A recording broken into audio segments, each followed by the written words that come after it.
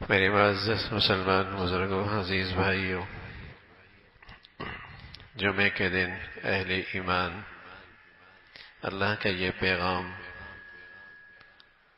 تقریباً ہمیشہ سن رہے ہیں، سنتے آ رہے ہیں۔ جمعے کی نماز ہوتی ہے، عربی کا خطبہ ہوتا ہے، اللہ کا یہ پیغام سنایا جاتا ہے کہ ان اللہ یأمر بالعدل والاحسان۔ نماز میں بھی مسلمان سنتے ہیں اسے، لیکن چونکہ عام طور پہ عربی کوئی نہیں آتی تو خیال نہیں ہوتا کہ زندگی کا کیا خوبصورت دستور کی طرف رہنمائی ہے، کیا پیغام ملا ہے، کیا ہدایت نامہ ہے، زندگی کی سنوارنے کا کیا خوبصورت اصول دیے گئے ہیں۔ ان اللہ یأمر بالعدل والاحسان، اللہ تعالی عدل کا اور احسان کا کے ساتھ اللہ تعالی حکم دیتے ہیں عدل کرنے کا، نیکی کرنے کا، انصاف کرنے کا، احسان کرنے کا اللہ تعالی حکم دیتے ہیں۔ جہاں تک بات عدل اور احسان کی آئی تو کوئی تخصیص نہیں ہے، کوئی برانڈ نہیں ہے، کوئی مخصوص انداز کہ کن لوگوں سے انصاف کرنا ہے اور کس نے انصاف کرنا ہے۔ فرمایا عدل ایک ایسی چیز ہے، اس کی مثال بارش کی طرح جو سب کے لیے ہوتی ہے۔ عدل بھی ایسے ہی بے رنگ ہے، سب نے کرنا ہے، سب کے ساتھ کرنا ہے۔ ان اللہ یأمر بالعدل، انصاف کرنا۔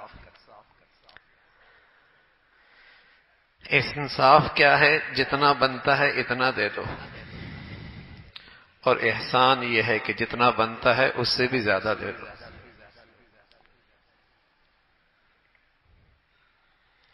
احسان اعلیٰ درجے کا خلق ہے، اعلیٰ درجے کا اخلاق ہے۔ عدل فرض ہے، انصاف کرنا ضروری ہے، ورنہ آدمی ظلم کے دائرے میں چلا جائے گا۔ احسان عدل کرنا ضروری ہے، اور یہ سب کے ساتھ کرنا ہے، چہرہ دیکھ کر نہیں، چہرہ دیکھ کر نہیں۔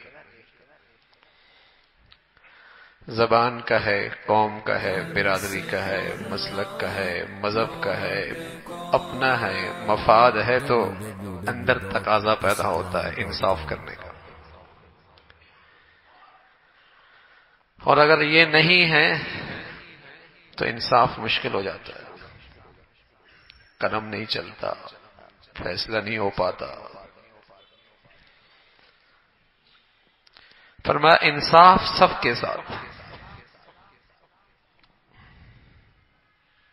لیکن اس سے بھی آگے بڑھیا بات، کوئی آپ کے ساتھ اچھا نہیں کر رہا، آپ اس کے ساتھ بھی اچھا کریں، یہ احسان ہے۔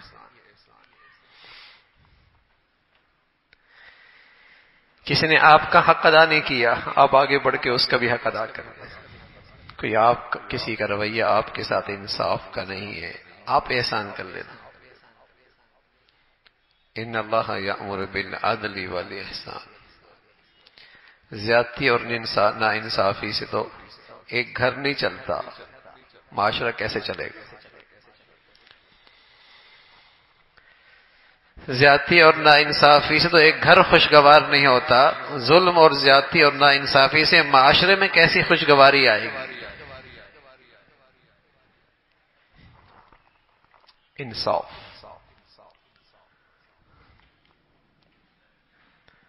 بدقسمتی ہے میرے عزیزو، مسلمان نماز کی حد تک، عبادات کی حد تک، کچھ روزوں کی حد تک، کچھ عبادات کی حد تک تو اسلام کو مانتے ہیں، اور یہ ساری عبادتیں مسلمان عام طور پہ ایسے کرتے ہیں کہ اس سے وظیفے کے طور پہ کرتے ہیں، وظیفے کے طور پہ برکت ہو جائے گی، ثواب مل جائے گا، اچھا ہو جائے گا۔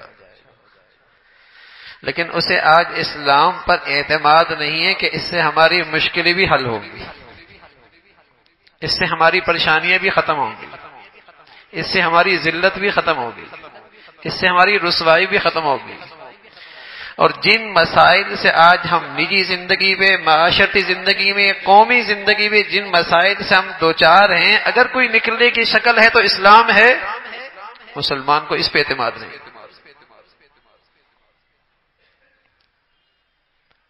اس پر اسے اعتماد نہیں۔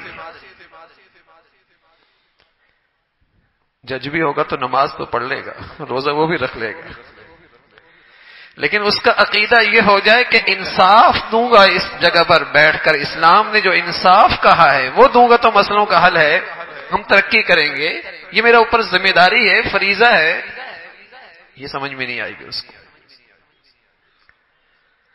نماز پڑھ لے گا، روزے بھی رکھ لے گا، لیکن زندگی کے آدمی جہاں جس جگہ پر بیٹھا ہے وہاں انصاف کرے، اور اسے یقین ہو کہ یہ میری ذمہ داری اور فریضہ بھی ہے، اور اس سے ہمارا معاشرہ، ہمارے مسائل بھی حل ہوں گے۔ وہ اسلام کی کچھ عبادات تو کر لیتا ہے لیکن بطور وظیفے کے، جیسے کوئی وظیفہ پڑھتا ہے، ایسی اسلام کی کچھ عبادات بطور وظیفے کے کرتا ہے، اس اعتماد کے ساتھ نہیں کرتا کہ اس سے میری نجی، میری زندگی، میرا معاشرہ، میری آج، میری کل، اس میں مجھے فلاح ملے گی، کامیاب ہو جاؤں گا۔ حضور علیہ الصلوۃ والسلام کی صحبت میں بیٹھنے والوں نے جب دین اللہ کے نبی سے سیکھا اور صحبت سے دین سیکھا تو ان کا تو ایک دماغ بن چکا تھا کہ ہم دنیاوی کامیابی میں بھی ایک قدم آگے نہیں بڑھ سکتے اگر ہم اسلام سے 1 انچ پیچھے ہٹ گئے تو۔ اگر ہم اسلام سے 1 انچ پیچھے ہٹے تو ہم دنیاوی زندگی میں بھی ترقی 1 انچ آگے نہیں کر سکتے۔ ان کا تو یہ ذہن بن چکا تھا کہ اگر ہماری دنیاوی ترقی اور خوشحالی اور پرسکون زندگی اگر ہم چاہتے ہیں تو اسلام سے 1 انچ بھی ہم دستبردار ہونے کے لیے تیار نہیں۔ ان کو اسلام پر ایسا اعتماد تھا، لیکن اب بھوت سوار یہ کہ بس ترقی ہونی چاہیے چاہے جیسی بھی ہو۔ حالانکہ ایک بچہ پیدا ہو جائے اور اللہ نہ کرے اس کی 5 کے بجائے 6 انگلیاں ہوں، ترقی کے ساتھ آیا ہے، بتائیے وہ ترقی اچھی ہے؟ اللہ نہ کرے کوئی بچی پیدا ہو اور اس کے 2 پاؤں کے بجائے 3 پاؤں آ جائے، کوئی اس ترقی کو پسند کرتا ہے؟ کسی کا پاؤں پیٹ باہر نکل آئے، بتائیے اس ترقی کو پسند کرتا ہے؟ لیکن یہ سمجھتا ہے کہ بس ترقی جیسی بھی ہو چاہے اس میں گند بھرا ہوا ہو، اور اللہ کی نافرمانی پہ عمارت کھڑی ہو، اللہ کی بغاوت کے ساتھ ترقی ہو رہی ہو، بس ترقی ہونی چاہیے۔ وہ ترقی کی جتنی شکلیں ہیں، کسی کے ساتھ زیادتی ہوگی، کسی کے ساتھ ناانصافی ہوگی، کہیں ظلم ہوگا۔ اگر سارا اسلام کوئی آدمی یہ پوچھنا چاہے کہ اسلام کی مختصر سی تعریف مجھے بتا دو تو آپ کہہ سکتے ہیں سارا اسلام ہے ہی عدل، انصاف۔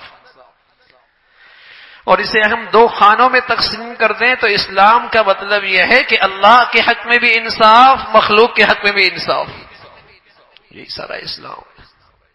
لیکن یہ اوراق میں رہ گیا نا، میری عدالتوں میں نہیں ہے، ایوانوں میں نہیں ہے، بازاروں میں نہیں ہے، معاملات اور معاشرت میں نہیں ہے،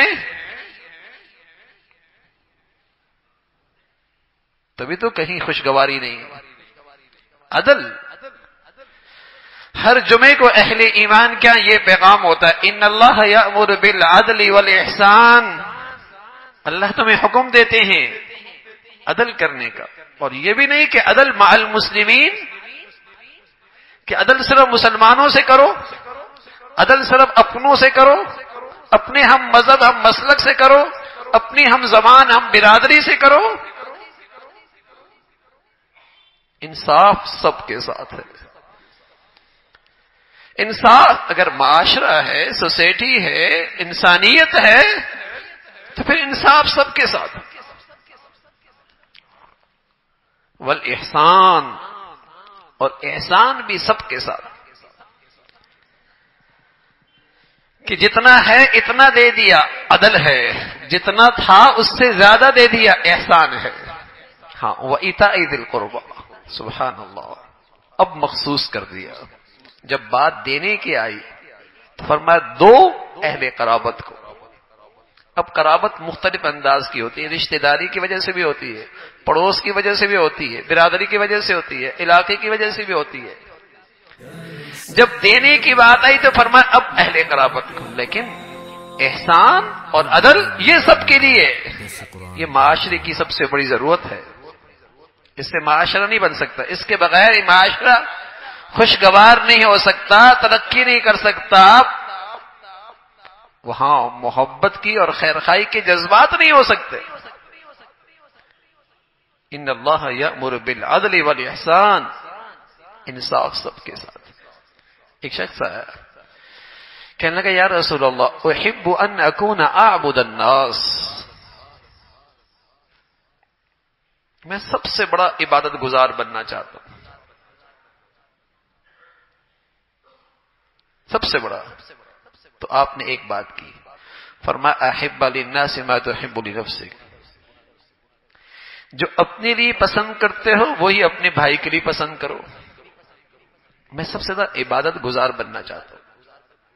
پھر ایک شخص آیا کہنے لگا یا رسول اللہ میں سب سے زیادہ انصاف کی زندگی گزارنا چاہتا ہوں. تو پھر اللہ کے نبی صلی اللہ علیہ وسلم نے پھر یہی فرمایا احب للناس ما تحب لنفسک تکن اعدل الناس،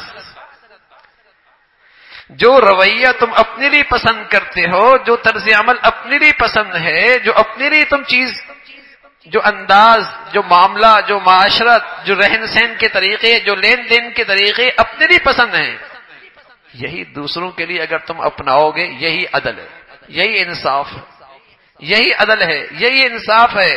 اور یہ انصاف بھری زندگی ہے. پیمانہ یہی ہے، انصاف کی زندگی. تو پورا دین ہمارا عدل پہ، پورا دین ہمارا عدل پہ ہے. اگر آپ کا ملازم ہو اور تنخواہ آپ سے لے اور آپ کے دسترخوان پہ کھانا کھائے، غم خوشی کے موقع پہ امداد تعاون آپ سے ہو، لیکن یہ سب کچھ کرنے کے بعد وہ کام آپ کے دشمن کے کرے تو آپ کیا کہیں گے؟ بڑا نمک حرام ہے، بڑا ظالم ہے، کھاتا ادھر ہے، مانتا کسی اور کی ہے، خدمت کسی اور کی کرتا ہے، ضرورت ہم پوری کر رہے ہیں، کام کسی اور کے آ رہا ہے. ظالم کہیں گے نا، ظالم کہیں گے.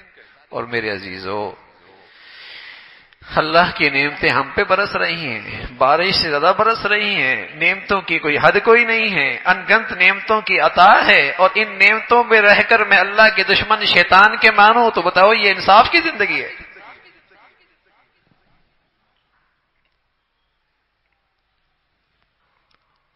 جب ظلم ہر زندگی میں ہوگا نا بھائی، پھر اس سے بڑے ظالم مسلط ہوا کرتے، پھر اس سے بڑے ظالم مسلط ہوا کرتے. اللہ کے حق میں انصاف، اس کی دی ہوئی نعمتوں میں اس کو تو راضی کر لو، یہ انصاف ہے، یہ عدل ہے.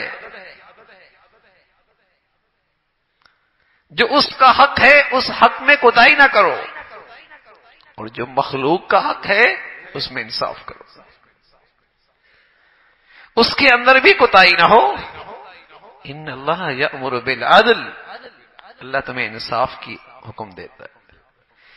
اور اگلی بات، جس خوش نصیب آدمی کو یہ اخلاق نصیب ہو جائیں کہ عدل سے بڑھ کر احسان، سبحان اللہ، عدل سے بڑھ کر احسان، یہ وہ خلق ہے، یہ اخلاق کا وہ مقام ہے، یہ اخلاق کا وہ درجہ ہے کہ رسول اللہ صلی اللہ علیہ وسلم فرمایا کرتے تھے کوئی زندگی بھر رات بھر تہجد پڑھے اور زندگی بھر دن بھر روزے رکھے، جو مرتبہ اسے ملے گا اچھے اخلاق والا بھی وہی ہو.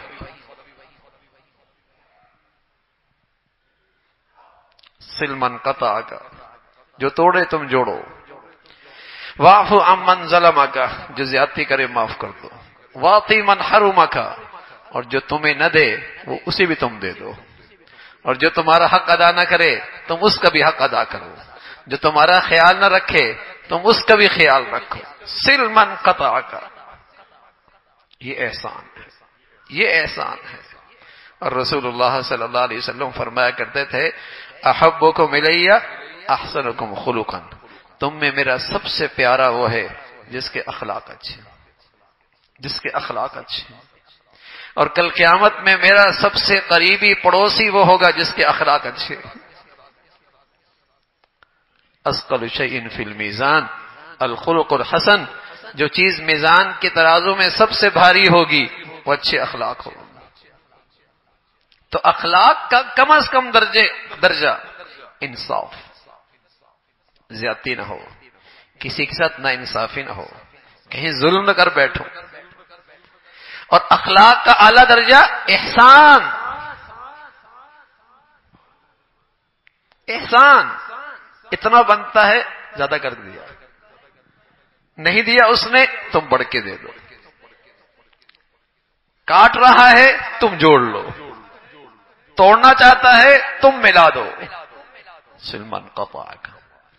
تو میرے عزیزو، معاشرہ اس کا نام ہے، زندہ سوسائٹی اس کا نام ہے، اور خوشگوار گھرانہ اس سے بنتا ہے۔ زیادتی سے، نا انصافی سے تو گھر نہیں بنتا۔ ایک گھر کے چند لوگ خوشگوار زندگی نہیں گزار سکتے بھائی، اللہ کا حکم ہے عدل کی زندگی ہو، اور ہمارا دین تو نام ہی عدل اور انصاف کا ہے، اس کے بغیر دینداری کوئی نہیں، اس کے بغیر دینداری کوئی نہیں، کہ اللہ کے حق میں بھی عدل ہو، انصاف ہو، اور مخلوق کے ساتھ بھی عدل اور احسان۔ فرض پڑھنا تو فرض ہے نا، لیکن نوافل پڑھ لے احسان ہو جائے گا، زکوٰۃ دینا تو فرض ہے نا، صدقہ دے گا احسان ہو جائے گا، روزے رکھنا تو فرض ہے نا رمضان کے، نفلی رکھ لے احسان ہو جائے گا، زکوٰۃ دینا تو فرض ہے نا، صدقہ خیرات کرے گا احسان ہو جائے گا۔ ایسی مخلوق کے ساتھ کچھ تو حقوق فرض ہیں، کیا کہ میری ذات سے اسے تکلیف نہ پہنچے، میری ذات سے اسے تکلیف نہ پہنچے، میں اس کا کوئی حق نہ دباؤں، یہ تو فرض ہے دینا۔ لیکن احسان کیا ہے؟ اس سے بڑھ کر دینا، اس سے بڑھ کر دینا، اس سے محبتیں فروغ پاتی ہیں نا، اس سے تعلقات استوار ہوتے ہیں، اس سے دل جڑتے ہیں نا، اس سے معاشرہ اور سوسائٹی آپس میں محبتوں کے ساتھ رہتی، عدل کے ساتھ، احسان کے ساتھ۔ اللہ ہم سب کو ایسی مبارک زندگی نصیب فرمائے۔